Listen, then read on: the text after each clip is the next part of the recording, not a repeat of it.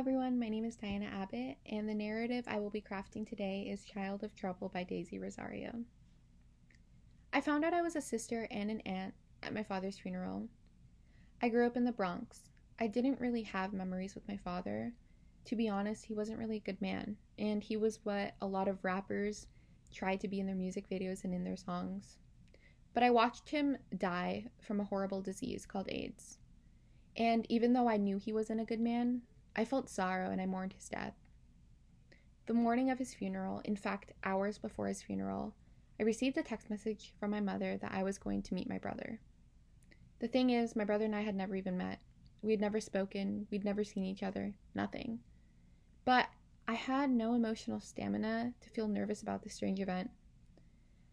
I went to the funeral with my boyfriend, and as I walked in, I was immediately approached by my cousin, who almost commanded me to go see my brother.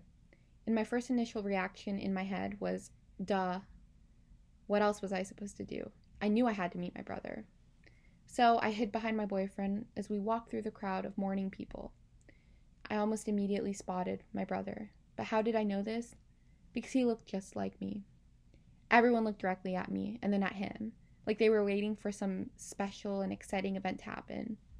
I made my way across the room. My brother stood up and we immediately hugged.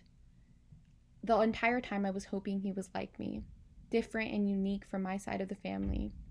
As we embraced, almost immediately, cameras and flashes went off in all directions. My family are emotional paparazzi.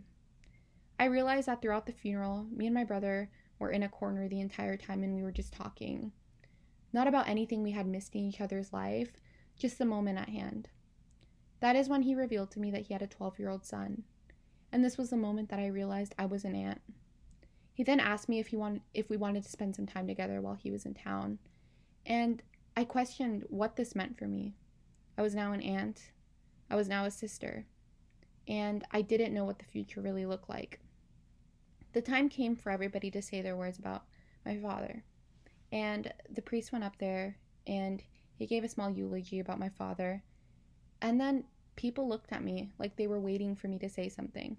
Like they were waiting for the daughter of the man who just passed away to say something. And I didn't have anything prepared, but you only attend your father's funeral once in your life. And I decided that I didn't want to live to regret if I didn't go up there. So I did, and I didn't really have much to say.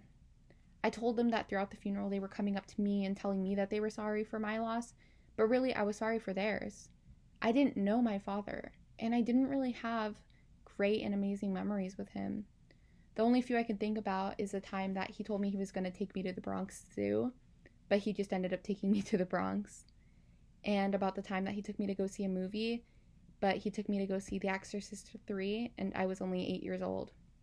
As I told these stories, the crowd did laugh, and I realized that I didn't have any animosity towards my father, and that I valued these memories that I had, as strange as they were.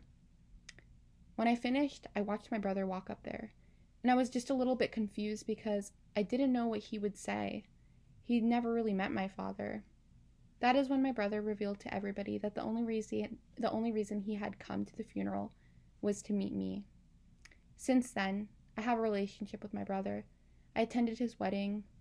We hang out all the time. And I'm an aunt. And I'm a sister. The death of my father and his funeral made this possible for me. Thank you.